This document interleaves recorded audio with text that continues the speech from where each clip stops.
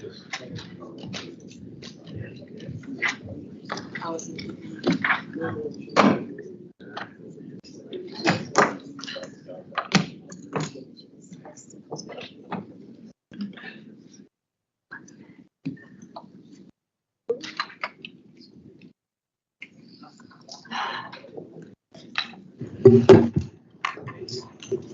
morning. The meeting's called to order. I'll start with a motion and second to grant a leave of absence to Commissioner Samput, who is out of town. Thank you. All in favor, please say aye. Aye. Any opposed? Motion carries. Thank you. I'll call for a motion and second. Well, actually, I noticed our next motion is with respect to the minutes. I noticed just an error. It said Commissioner Alexander had called for a motion to approve the minutes of last month's meeting. So we just need to change that. Any other changes, amendments, edits? Okay, great. So I'll call for motion and second for approval of the minutes of the regular commission meeting of April 12th, 2023. So moved. Second. Thank you. Any further discussion? All in favor, please say aye. Aye. Aye. Any opposed? Motion carries. Thank you. I'll ask Antoinette Chandler for the executive director's report and her remarks. Good morning, everyone. As you can see, I'm not Curtis, so I'm sitting in for him today. He's on vacation and hopefully getting a lot of R&R. So I want to just open up and start out with the acknowledgement of our monthly safety champions.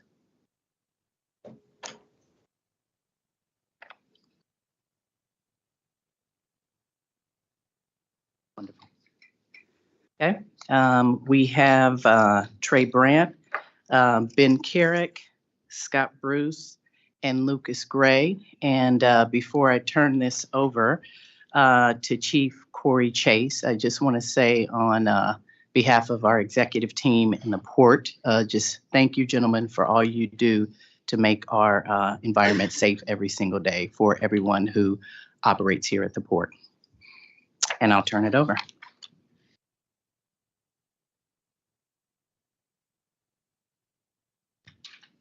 Morning. Morning. I appreciate it. My name is Corey Chase. You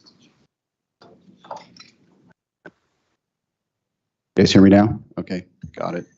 My name is Corey Chase. I'm the Assistant Chief of Police here at the Port of Portland Police Department. And I oversee the day-to-day operations of the police department. As part of my duties, that includes oversight of occupational safety, health, and wellness in our police department.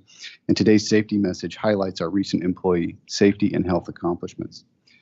The police department was a part of the port that was recently recognized at the March Governor's Occupational Safety and Health Conference for our leading workplace safety program. Police employees are routinely educating and training to perform their duties, and our employees assess risk and employ tactical safety measures every day in the process of doing their jobs. The police department uses a formal after-action review process for operational and training events to identify successful operations and also identify areas of opportunity for improvement. Going forward, I will continue to support our drive towards safety resiliency through sustained improvements, using committed and visible leadership, understanding that employee safety is paramount and a guiding principle at the port. I will also be engaged in employee involvement, ensuring that everyone is responsible for safety. I will also be driving accountability to integrate our safety management system process while monitoring our leading indicators on transparent incident reporting and analysis of facts for prescribing corrective actions, hazard reporting enablement to ensure abatement and learning, and also tracking corrective action plan closure of safety issues and incidents which are currently at 100% closed for the police department, all of which serve to elevate and continuously improve our employee safety and health. For the last 12 months, employees in the police department have performed their work with just 2 OSHA recordable injuries. I continue to be engaged with the command staff and officers to support and enable continuous improvement in safety and health.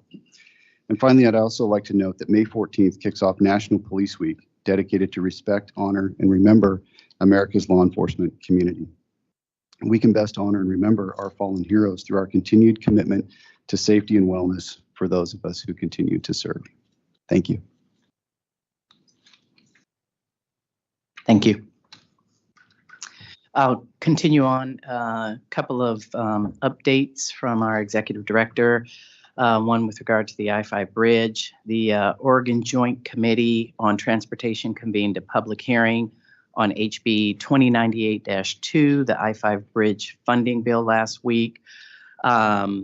Curtis had the opportunity to share the port's views on the importance of Oregon committing to bridge funding as part of a panel with TriMet General Manager Sam Dessou and City of Portland Bureau of Transportation Commissioner Mingus Mapps.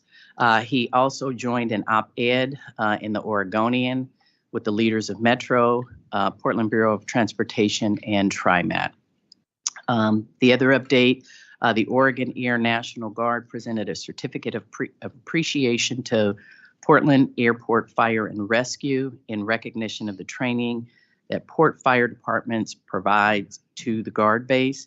We're extremely proud of the work this team does to help Oregon Air National Guard fulfill its mission, readiness, and capabilities. And with that, that ends the executive director's report, and I'll turn it over. Thank you, Antoinette. I'll call for motion and second to approve the executive director's report. Thank you. Any further discussion? All in favor, please say aye. Aye. Any opposed? Thank you. We have a public comment period now. We received written comments from James Lubisher. I hope I pronounced that appropriately. And we're going to have a couple of folks address us virtually. We'll start with Blaine Ackley and then Mickey Barnes on the video. Please go ahead when you're ready. Okay, hello, can you hear me? Just a moment, sir. We can't hear you, so you might be muted. Oh. Can you try again? No. Okay, can you hear me?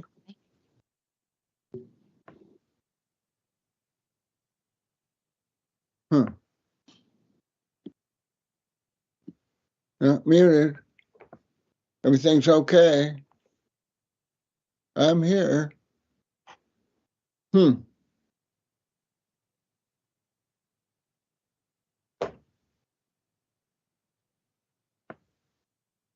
Hello. Can you hear me? Oh.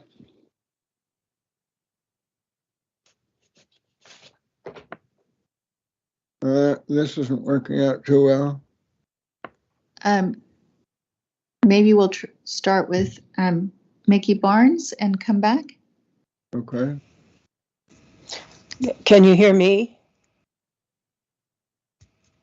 Hello? Yeah.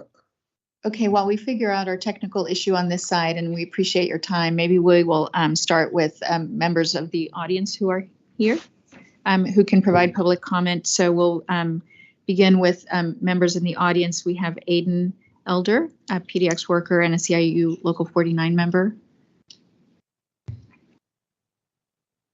Stan Edwards, PDX worker and a CIU Local 49 member. Casey Felice, apologies for the pronunciation. Charlene Johnson.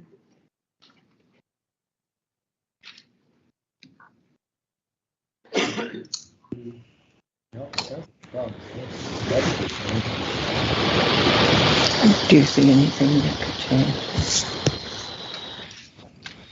Please feel welcome, and we appreciate you coming to speak with us this morning. Go ahead.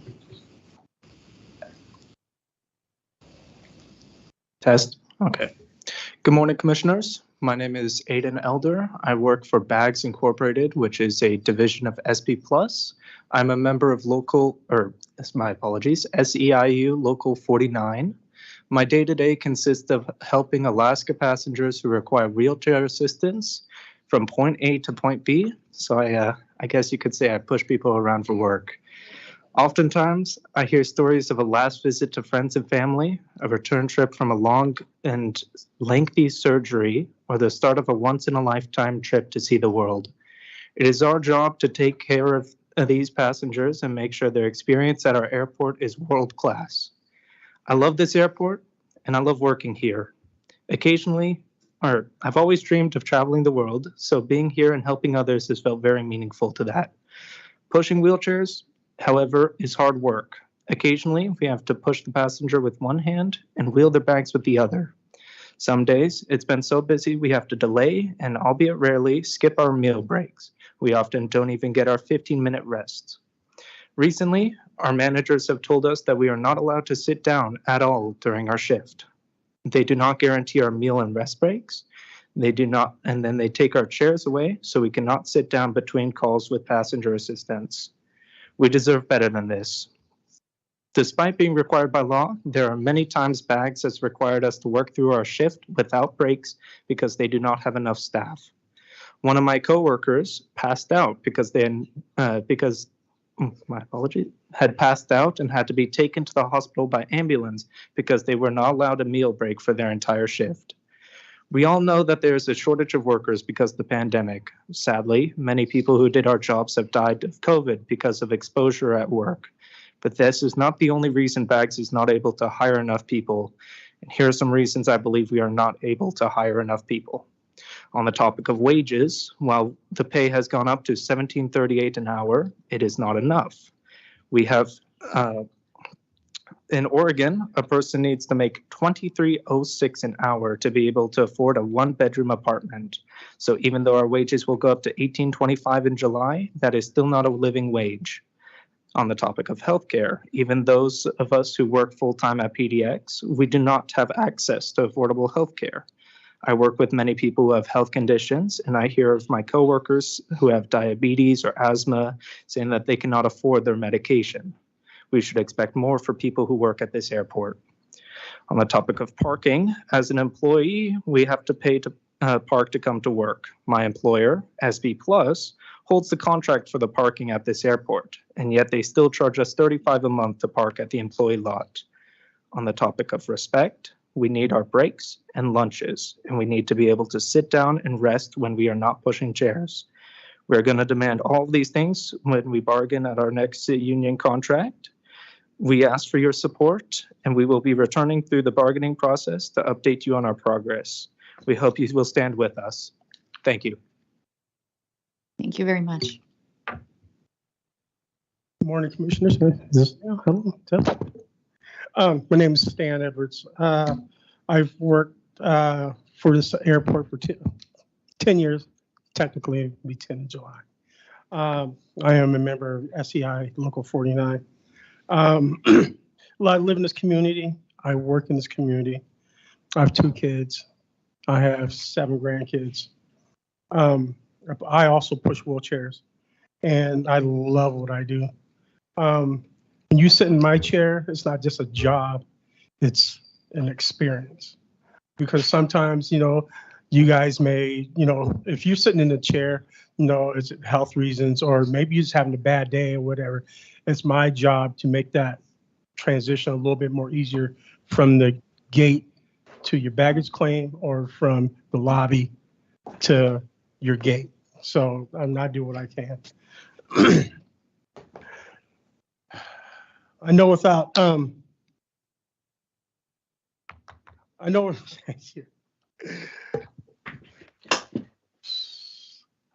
us, these passengers would not be able to travel. Let me stop right here for a second. There was a time 7 years in a row, this airport was the top airport in the country. And all the airport workers had something to do with that. And I feel that us wheelchair workers were a major part of that. Because without us, they would definitely not be able to do that. Our employer can only pay us what the airlines are allowed to pay us. When my coworkers and I formed a union, we were making minimum wage. We had no guaranteed paid time off and no health care. Since then, the state passed a sick leave and then gave us 1 week paid time off per year. And if we get sick, then that helps. But sometimes it's longer than that, And if we miss, I come to work sick sometimes. Maybe some of his employees come with, and we don't like to do that. But if we miss a day, then it shows in our paycheck.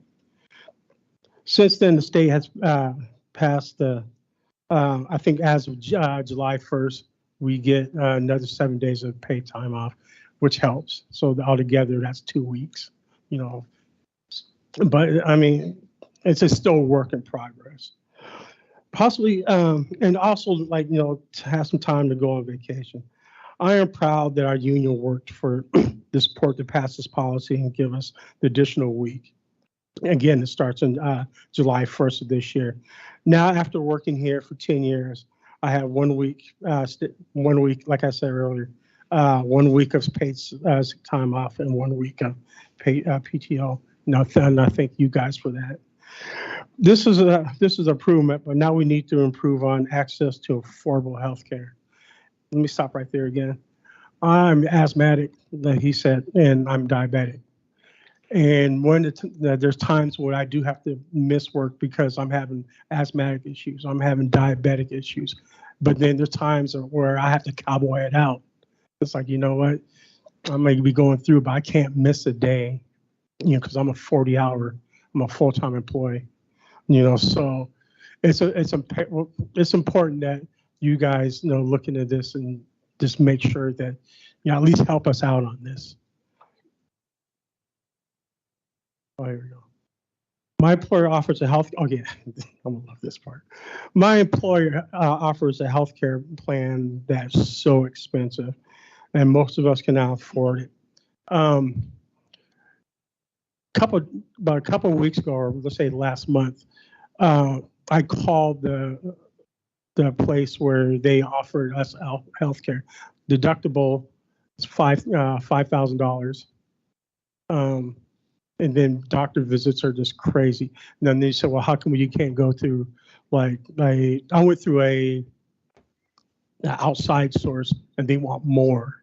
So having this health care for us, that'd be a lot easier, you know, for prescriptions for all of us that, you know, that need it. Right as of now, I don't have health care, you know, so, you know, you see me now, but next year will you see me? You know, so.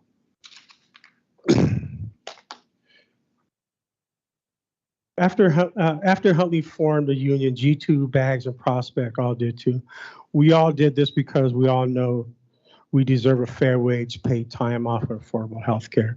Our union has worked with our port to win annual wage increases and paid time off.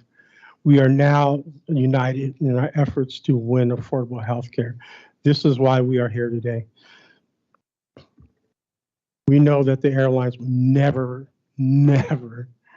provide health care for us unless they are required to. We live in this community. We work in this community. And today, we just want to consider passing a policy that requires that airlines provide affordable health care for good jobs, good airports. Thank you so very much. Thank you both very much for coming and speaking with us. Thank you for your time. I have Charlene Johnson and Casey Felice. And please correct my pronunciation of your name if I got it wrong. Welcome.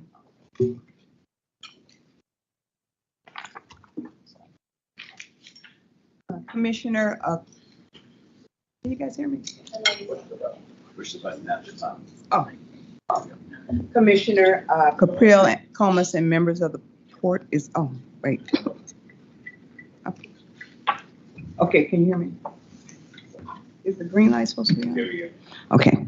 My name is Charlene Johnson. I'm a wheelchair attendant at Bags Incorporated for United Airlines. I worked for Bags for roughly 2 years, and I enjoy meeting passengers and ensuring that all travelers have a smooth trip through PDX. Outside of my work, I'm an avid bowler, a member of the Christian Methodist Church, and a grandmother. I am here today alongside other airport workers demanding respect and dignity on the job. At Bags, our company is split into two sides. One side that primarily provides services for Alaska and one for United. My coworkers work for Alaska, won their union, SEIU 49, but my coworkers on the United side are still fighting for ours. We share the goal of working together to improve our jobs and consequently to improve our ability to provide the best experience for passengers. One of the main reasons my coworkers and I are organized in our union is to fight back against arbitrary and harmful rule changes. Recently at Bags, they removed the chairs from our area opposite the United ticket counter and told us that we cannot sit in the area where we wait between assisting passengers. This is a significant hardship for myself and many of my coworkers.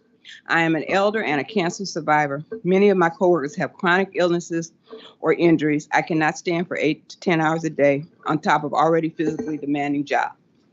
Wheelchair attendants like myself walk miles each day, often rushing between flights.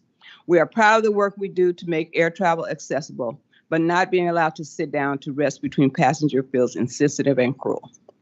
When my coworkers and I went to demand our union, we brought our manager a petition requesting the right to sit as reasonable accommodations.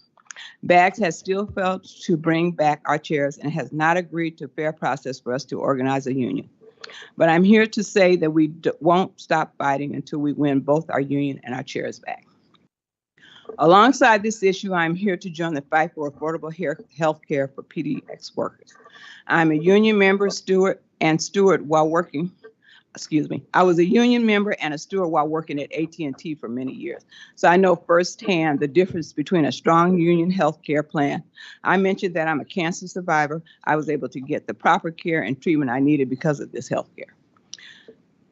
My chemotherapy was entirely covered by my insurance, and when I needed surgery, I was only out of pocket $400.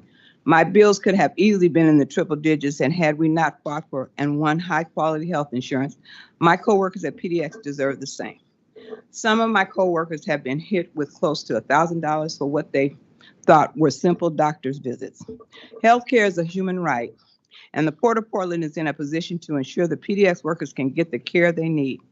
I urge you to pursue a strong healthcare policy as airports in California and New York have already done. Thank you. Thank you, Ms. Johnson.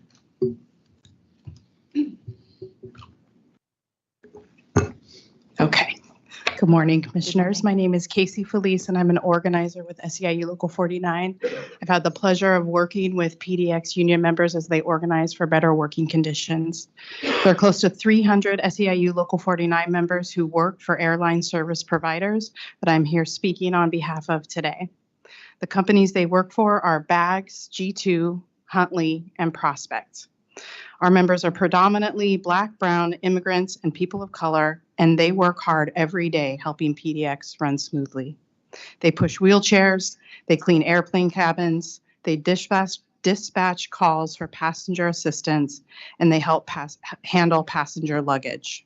This is hard physical work, and our members are proud of the roles that they play, helping make sure that passengers, many of them with mobility challenges, get to their flights on time and that the planes are clean when they get there.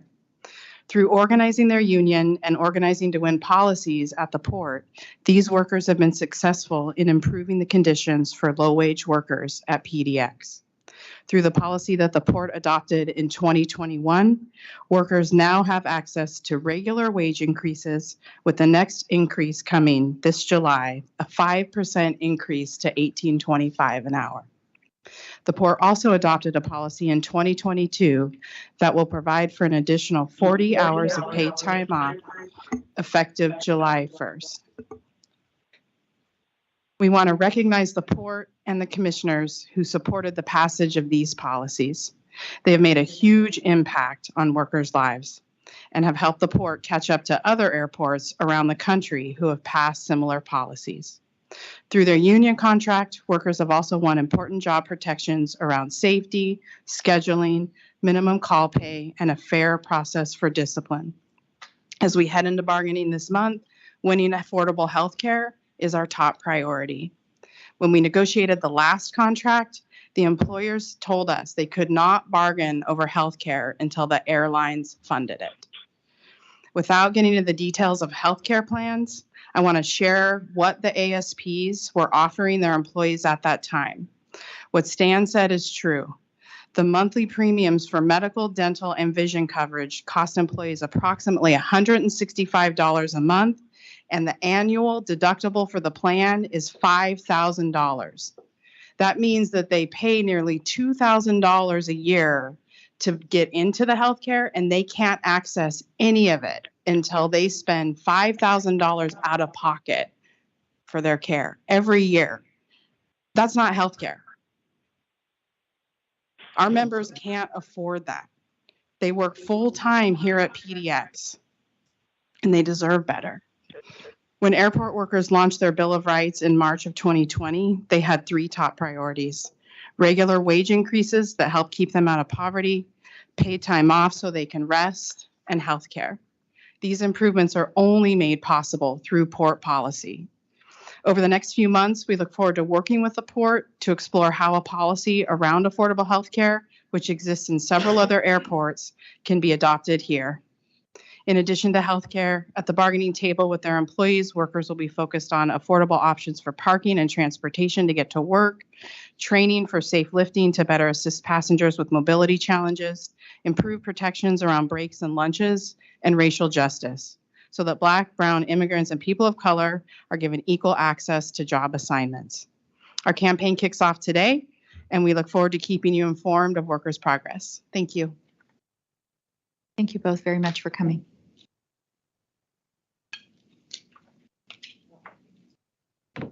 Okay, we are hopeful that we can turn to our members who are on the broadcast. So let's see, Mr. Ackley, if you could try again, please.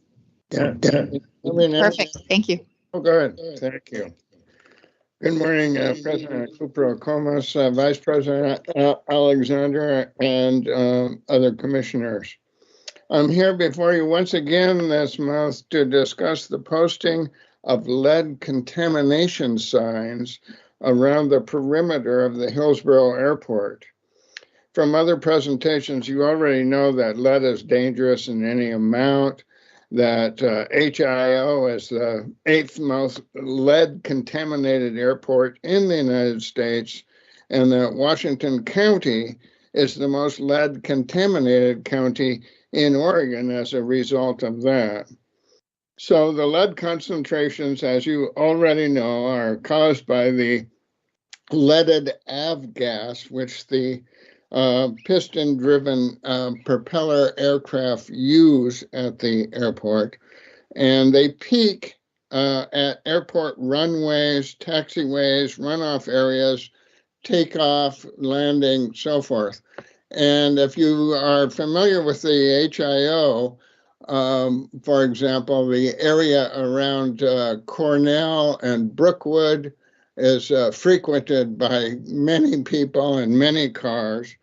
And that is an area where, depending on the wind direction, they're either taking off or they're warming up.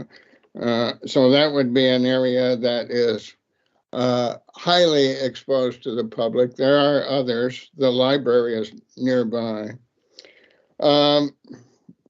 Anyway, these areas result in what are called hotspots. And these hotspots actually have a higher lead contamination than other areas. Recently, I think just last month, Oregon Attorney General Ellen Rosenblum was one of 12 attorneys general around the country to sign a letter of support to the EPA for an endangerment finding on lead. And as you probably know, when the EPA issues that warning on lead this fall, the FAA is going to mandate restrictions at all the airports in the United States, including Hillsborough. Under the current FAA rules, an airport can make changes to reduce noise and for health and safety. So my question to you is, to use a metaphor, this plane of thought is landing on your doorstep right now. You might as well get on board, or you will be forced to get on board later by mandate. Isn't it better to be ahead of the curve, to be a part of the solution rather than part of the problem? You have the power to do this.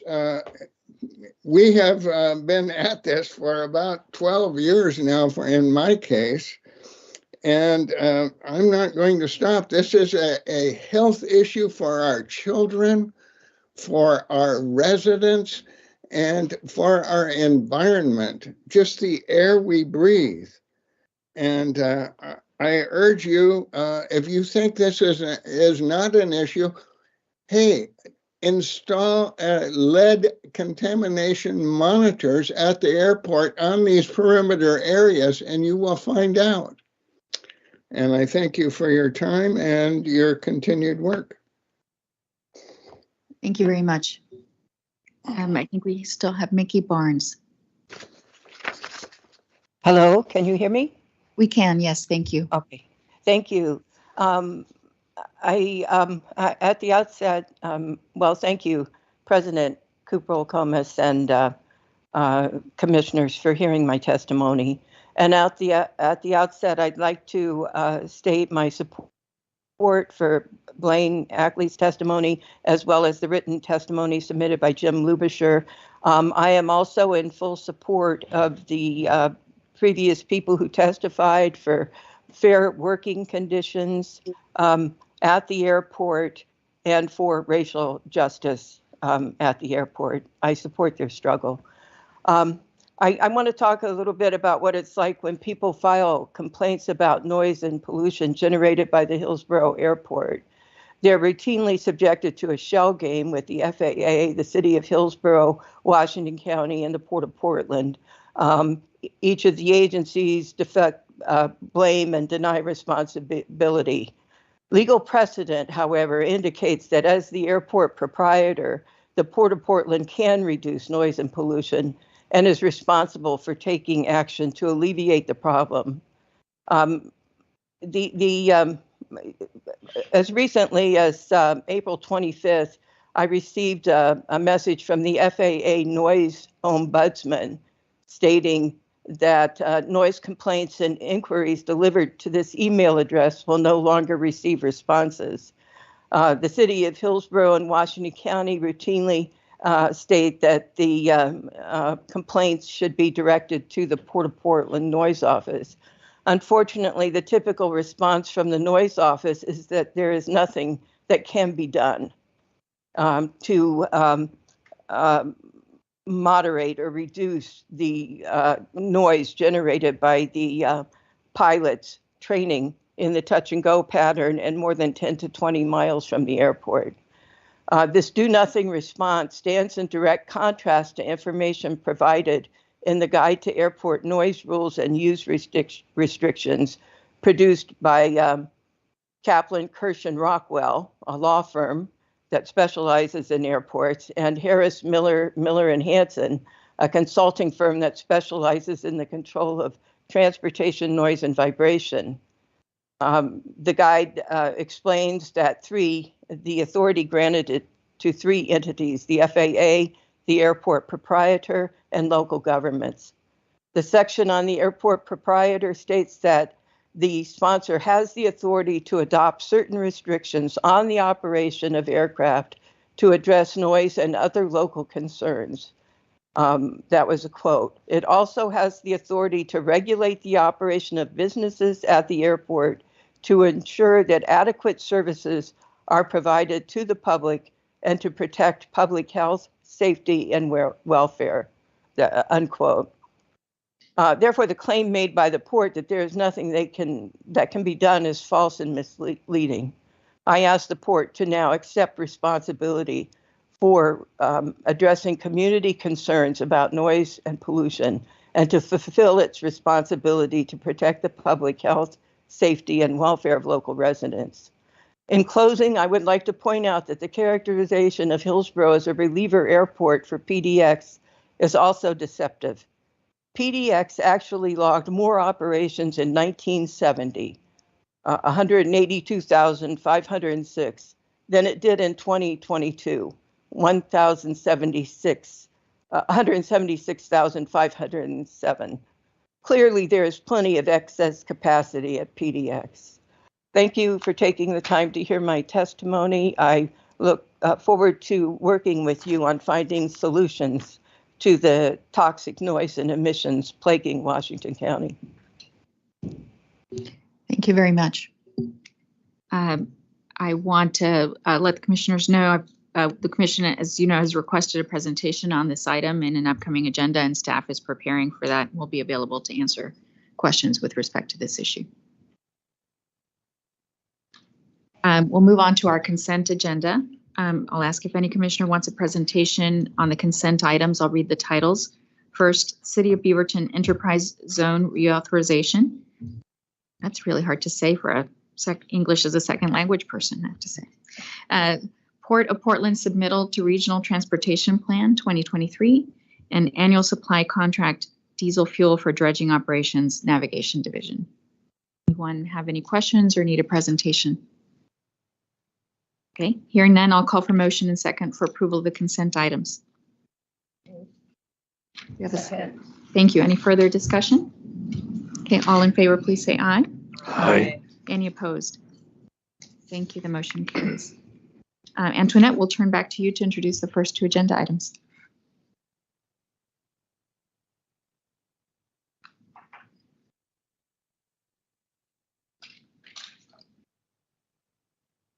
Thank you, Madam President. Commissioners, we have before you today a request for approval of our supplemental budget for the fiscal year 22-23. And we've got 3 items that were not anticipated prior to the budget's adoption. Asked Fran to be here with us today, our Director of Financial Planning and Analysis, to walk you through those items and again, seek your approval. So with that, I'm going to turn it over to you, Fran. Okay, there we go. Sorry. Good morning, Commissioners. So as Antoinette mentioned, we have a few circumstances requiring appropriations adjustments that were not anticipated at the time we adopted the fiscal year 22-23 budget. So this agenda item requests approval of a supplemental budget to provide for increases in general fund appropriations only. We are looking to increase our marine operating expenses by $4.25 million, primarily to provide for an anticipated increase in the ILWU's contractual wage rate increase, but also to provide for just the higher level of activity at the container yard year to date. We're also looking to increase our navigation operating expenses by $8.5 million just to account for the longer dredging season. And then also that creates an increase in our operating revenues just due to the reimbursement revenue received from the Army Corps of Engineers for our navigation operation. And then finally, a $4.25 million decrease in contingency, which is the offsetting entry for the above adjustments.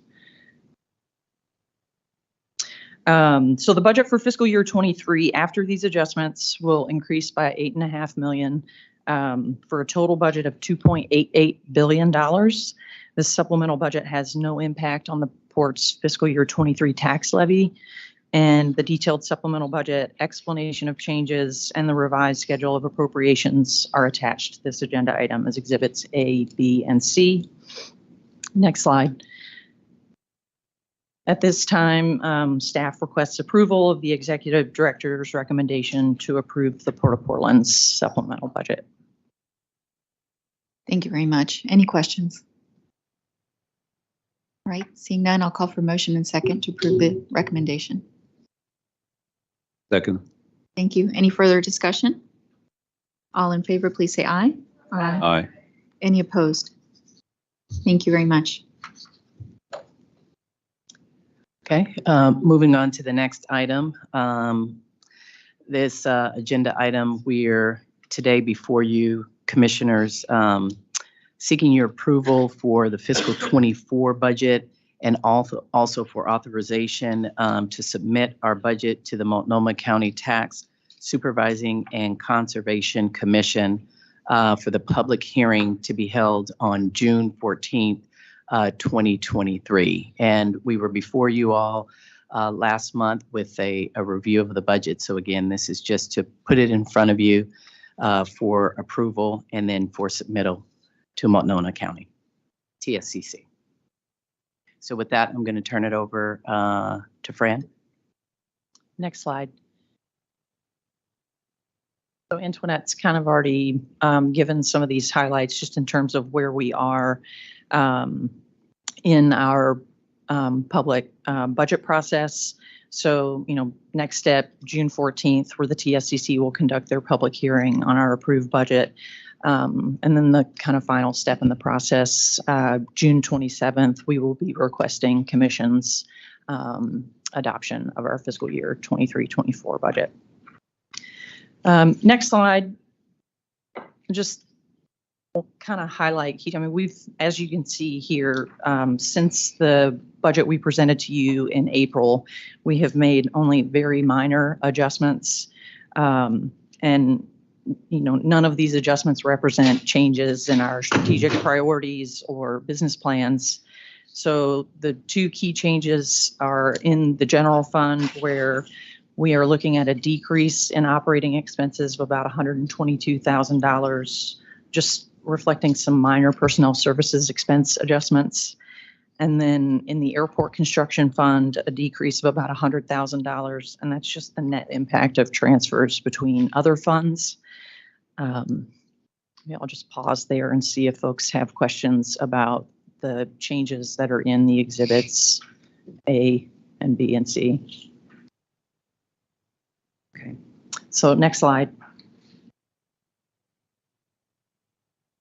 Just at this time, staff requests approval of the executive director's recommendation to approve the port's fiscal year 23-24 budget and authorize submittal to the Tax Supervising and Conservation Commission.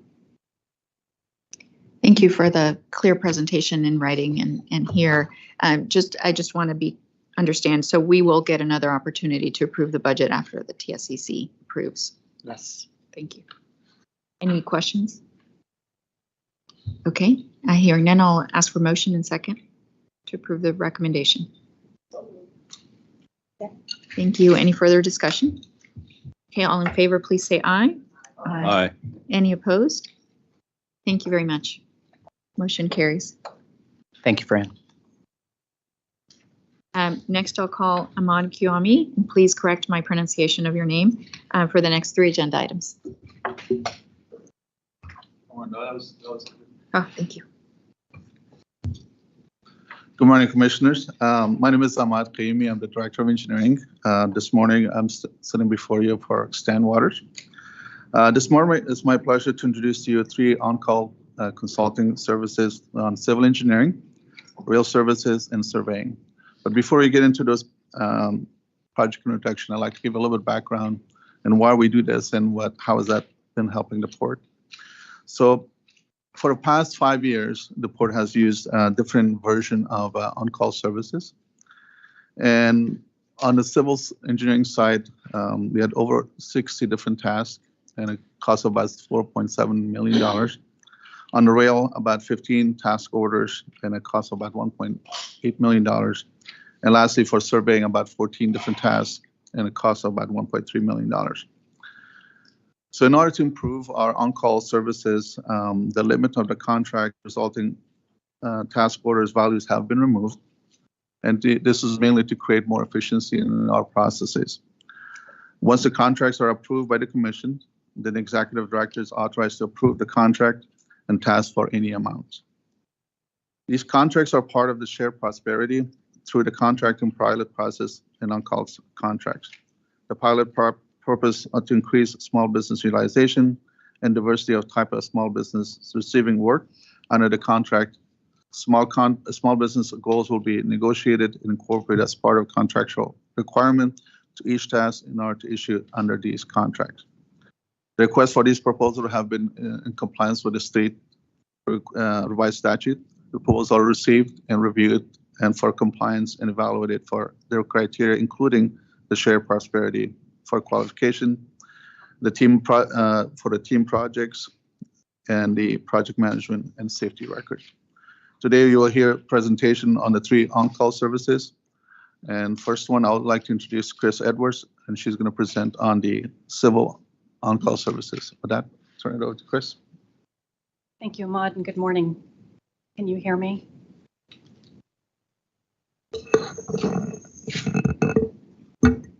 Can you hear me? Yeah. Okay. Thank you. Good morning. Today, I'm requesting approval to award civil engineering on-call contracts to Century West Engineering, Jacobs Engineering, KPFF, Mott McDonald, and WSP. Next slide. These on-call contracts will have a term limit of 5 years. They will be available for all the port facilities. Each one will be done through a task order that will define the scope, schedule, budget, as well as the small business utilization. And you will be notified for each task order that's over $100,000. You will see that in your monthly commission report. So small business, these consultants recognize our overall goal is 20%, but again, the task order will be defined. We'll work with our small business small business manager to look at each one of those scopes of work and maximize our small business utilization. Next slide.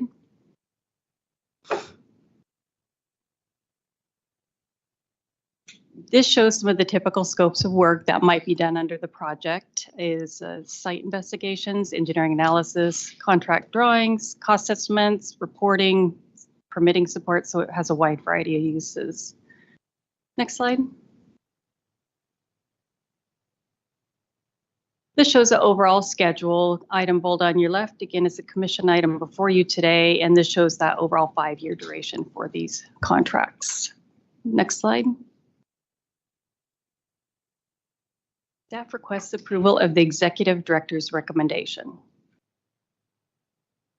Thank you very much. Any questions? Commissioner Alexander. Yeah, thank you very much. And I noticed that through each engagement, there will be targets set for small business participation. Do we have any sense of what the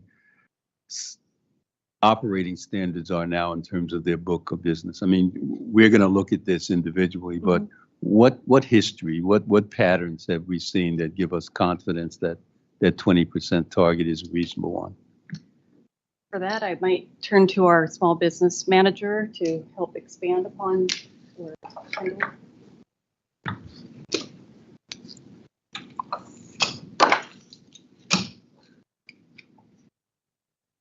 Good morning, commissioners. My name is Kendall Foos. I am the manager of contracts and procurement.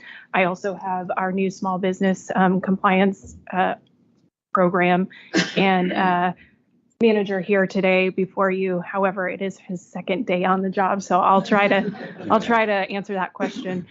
So, Commissioner Alexander, we do look at current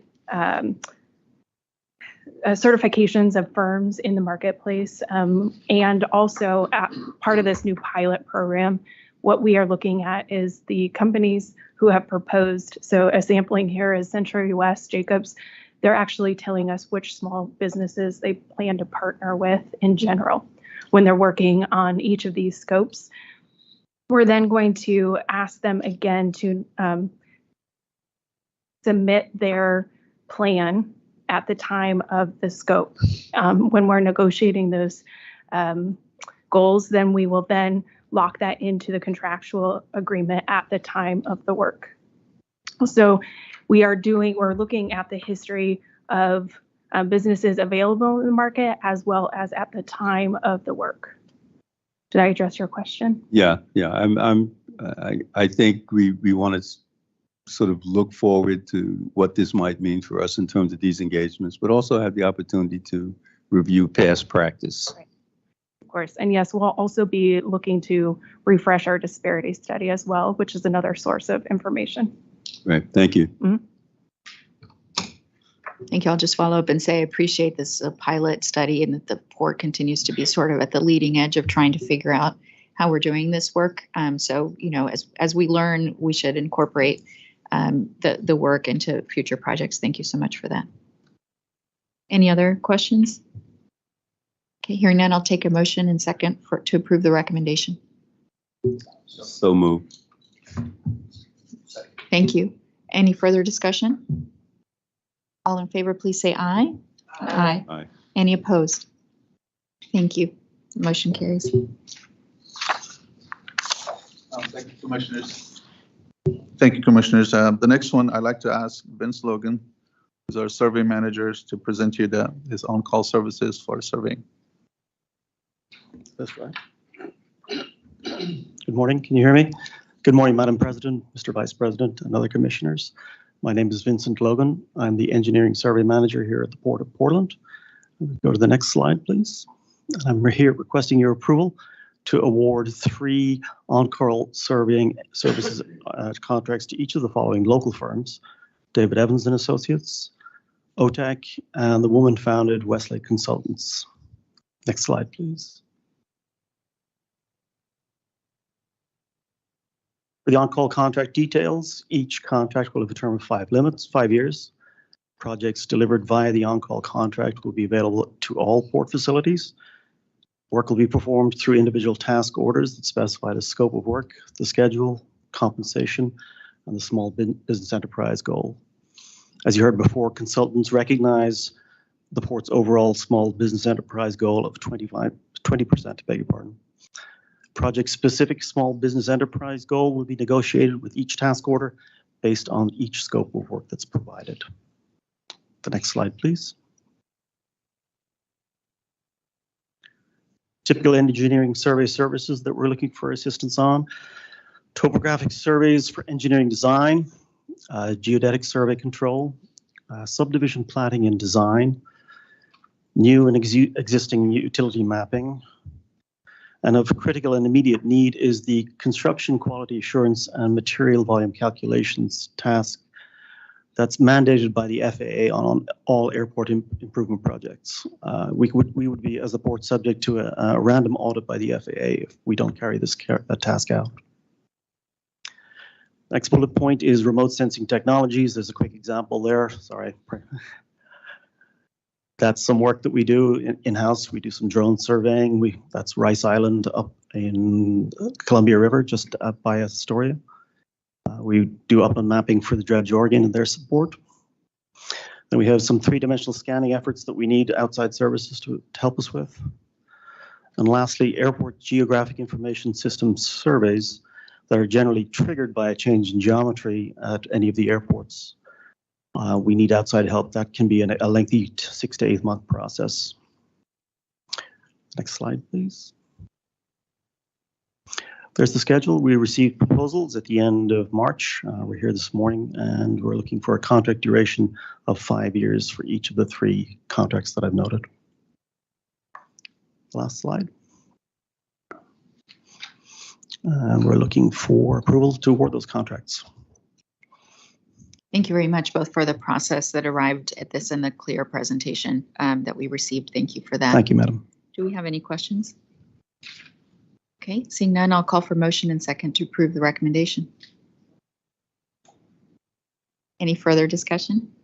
Okay, all in favor, please say aye. Aye. Any opposed? Thank you very much. Thank you, Madam President.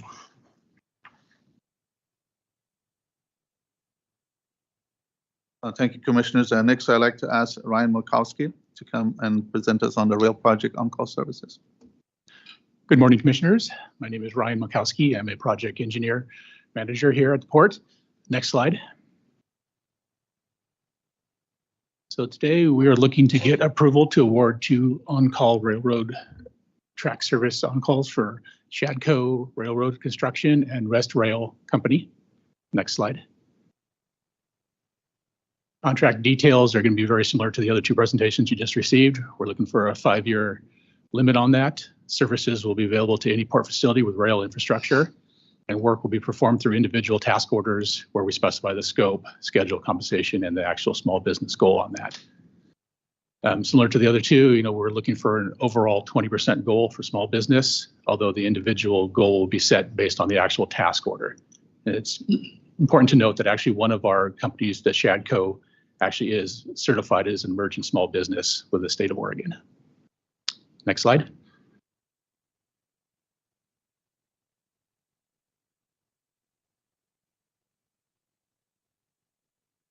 So typical scopes of work with this may be like track replacement, switch repair, tamping of the ballast rock, or rail tie replacement.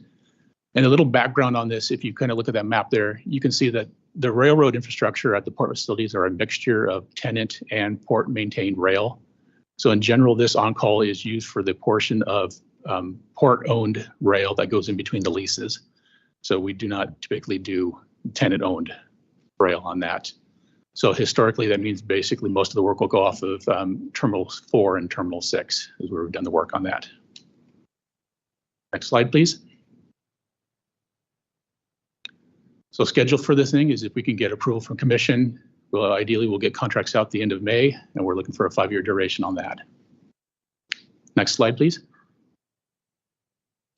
And staff requests approval of the executive director's recommendation. We have a question from Commissioner Luther. Yep. Just generally with a 5-year term in the contract, and I guess this really goes across all three, are there price concessions for committing to a 5-year term, or are these contracts you take the price at the time that you're committing, or are there any price concessions since there's a 5-year commitment involved in the on-call arrangement? In general, they have one chance a year, basically at the anniversary of the contract, where they can ask for a price increase, but they have to basically justify that due to inflation and other things. So it's not just a blanket acceptance, but they do have one chance a year to request additional rates. Price itself is built into the contract, so with some room for adjustment at, Correct. in a maintained way. Okay, Yep. Thank you. It's helpful. Any further questions? Okay, seeing none, I'll call for a motion and second to approve the recommendation. Second. Thank you. Any further discussion? All in favor, please say aye. Aye. Any opposed? Okay, thank you. Thank you very much. I'll call on Vince Granado to introduce our last agenda item.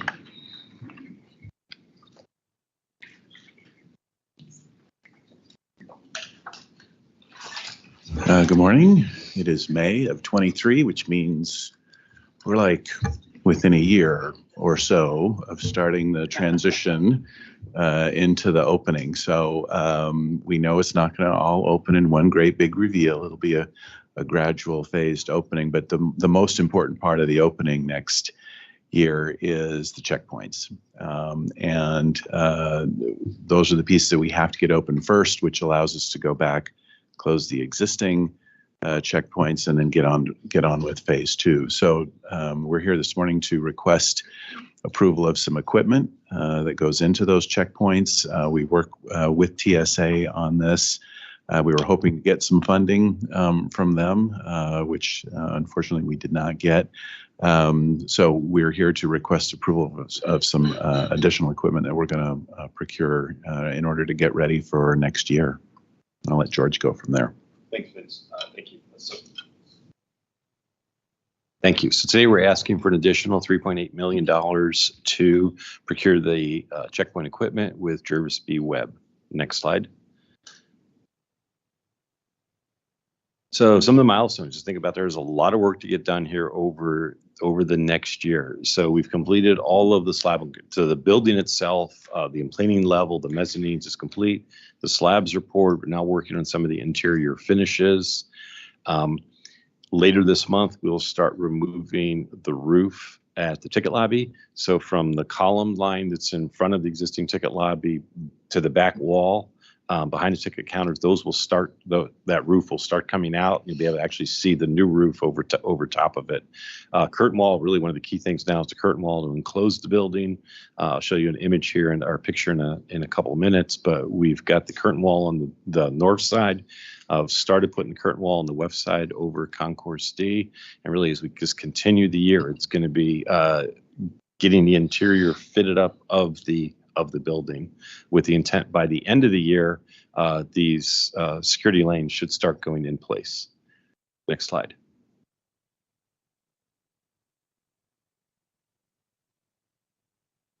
Next slide, please. So Vincent talked about when it shows up that, here we go. We've got a year to go. I also want to go back a year to see how much really the team has accomplished in the last year. If you look at the end of April, the existing building was pretty much still standing. All that was out was a little bit of the roof of the Oregon Market area. You can still see the structure associated with the Oregon market in place. You see a lot of the work going on below grade, where the western, on the right-hand side of the drawing, where the western expansion footprint will start here a couple months after this. Next slide.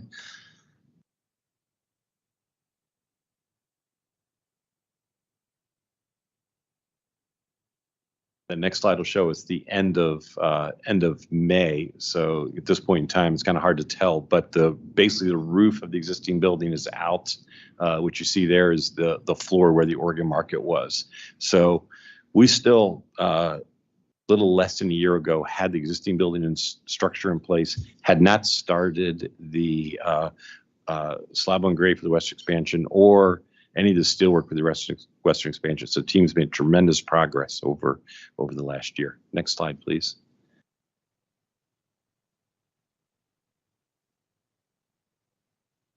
I think the big pictures take up a lot of bandwidth.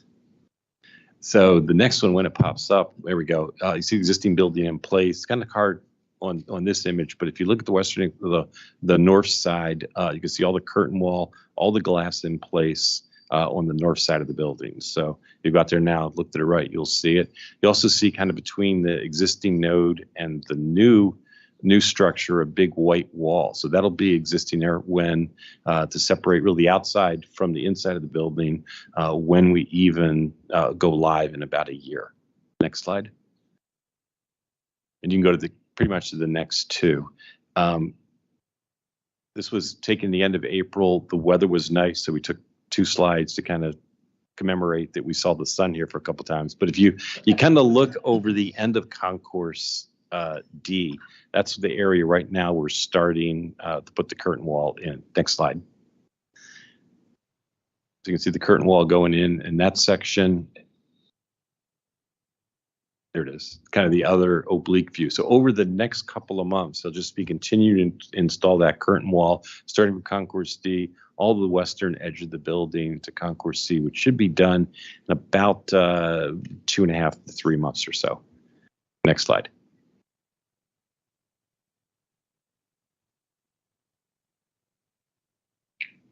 Oh, just a lot of the other work going on, just through this in here, is really finishing up the roof. Do you remember when the roof came over from the fab yard?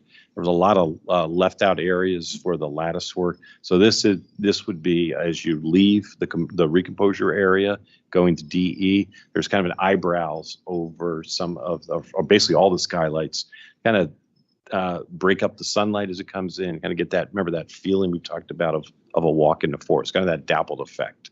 So the continue as you go forward. You showed this one back in January as the commissioner approved the original award. This is an image of the Scarabee lanes. The passengers will load their luggage in the lanes in bins on the right-hand side of the drawing. They will then go through the CT scanning machines, computed topography scanning machines, and then the passengers will grab their bags from the bin on the outside edge, and any luggage needs to be rescanned by security TSA will go straight through to the end, and there's automatic baggage returns for the bins as it go forward. So originally we had asked commission approval for 8 lanes. We'll be asking for an additional 4 lanes today. Next slide. A big picture on schedule, as Vince commented on, we've got about a year to go for phase 1. We're still on schedule for a May 2024 phase 1, and then the end of 25 to really redo the existing nodes and go forward. We'll be back here, I believe, next month for an amendment to ZCHEF's contract for construction administration, and there'll still be a couple of more as we complete the project. Next slide. From a budgeting perspective, we are tracking to the $2.15 billion approval. This portion of the contract we're asking for is within that $66 million for procurement and equipment. We had allocated about $15 million for procuring the lanes and the TSA equipment. With this contract, will be at about $12.5 million. So is a planned expenditure and is within our budget. Next slide. As I said, it's about $12.4 million overall with this contract for 12 lanes. Next slide. Staff recommends approval of the executive director's recommendation. Any questions? Thanks, George. Always great to see the pictures. Commissioner Koba. Thank you. Ooh, good morning. So if I understood the documentation correctly, we were hoping TSA would pay for 4 lanes. That didn't happen. We buy them, but then it talks about transferring the equipment to TSA at no charge. So in essence, we're giving TSA a present. Is that how that works? Yes, Exactly my pretty question. much. It's a part of the program. Your choice as an airport. TSA is responsible for providing the checkpoint equipment, and they would do that with whatever lanes they had available, which could be the same lanes we have today. And we made the choice as a management team that we wanted to improve the customer experience, and that's ultimately the consequence of it. Had they selected Scarabee lanes, there was an opportunity, but when they went out for their bid, they selected Smith lanes, so they didn't even select them. That's, yes, it's tax season. George, just to follow up on that, assume that they are required to use the lanes here. In other words, they can't transfer them. No, there are lanes, yes. Okay, thank you. Any other questions? So once we give these to them, are they responsible for the maintenance of them in the future? They will be in the future. We are responsible for the maintenance in the first 4 years. They take them up after that point. Thank you. Any other questions? Okay, seeing none, I'll call for motion and second to approve the recommendation. Thank you. Any further discussion? Okay, all in favor, please say aye. Aye. Any opposed? Thank you. The motion carries. Thank you. And our meeting's adjourned.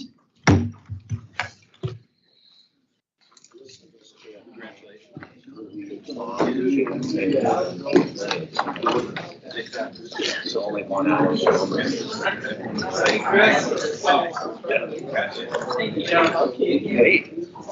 I'm good. I'm good.